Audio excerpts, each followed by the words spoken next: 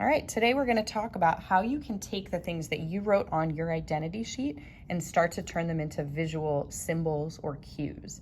So let's just start by reading through my first and second box. I think those two, I've got some good stuff to work with.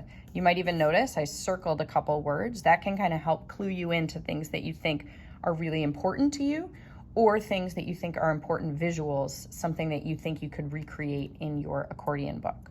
So I wrote for groups I'm a part of. I've got some friend groups, college friends, an artist group.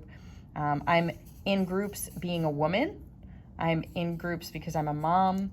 I'm in groups because I'm a wife. So you can even think about this in terms of who you identify as, right? If you identify as a non-binary gender person, that could be a group you're a part of. If you identify with your culture of origin, that could be a group.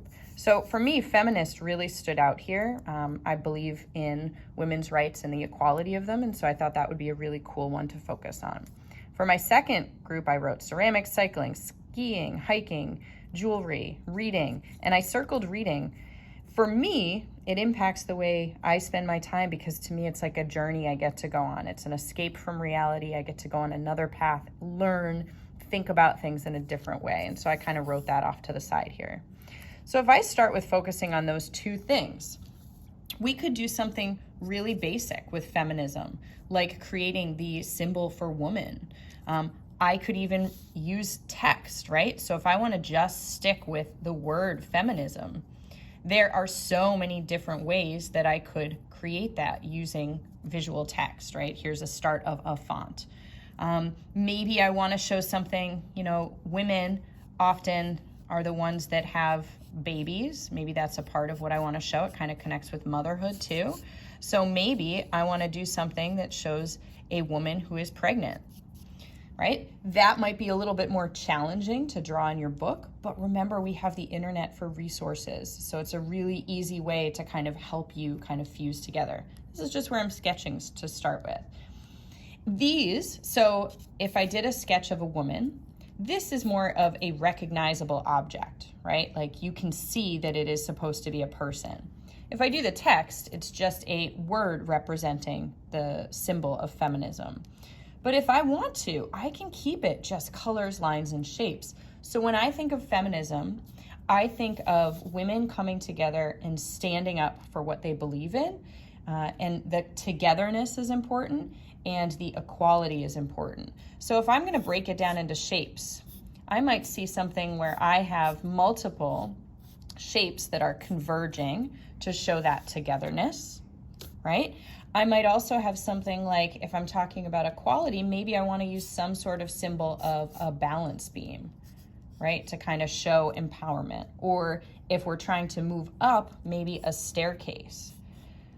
So these are more abstract. If you saw a staircase on one of my pages, or you saw shapes coming together, or this balance beam, you might not know the whole story, but that's okay, because this is your book. It's up to you how much you want to share. So those are three basic ways you can go about turning your words and your ideas into symbols. Using text, decorative text. You can use actual visual cues. Remember, like the ice cream cone that we saw in our example the other day. Or you can use shapes and colors to kind of show mood, texture, feelings. Let's do one more. So I have reading down here. Reading, to me, like a book, is a really cool place to start. Keep in mind that the way you depict a book could be very different, right? Here I'm looking at the side of a book, so it gives me the ability to have things come out of it. You might also want to have the front of a book. These are all those representational symbols, right? People are going to see them and say, oh, okay, that's a book. Hopefully, it looks a little bit like a box. But once again, you can use the internet to help support. If I wanted to do something where I'm focusing more on the escape, maybe I start by having words that start to change into a mountain range, for instance. Right? So they're all ways that you can take an idea and play with it symbolically to kind of express something. For now, all I want you to do is start taking some of your ideas from here and turning them into visual cues. Don't feel like you have to figure out where they all fit at this point. It's too much pressure. For now, just coming up with lots of ways that you can represent what you want to say will be the most helpful thing to do.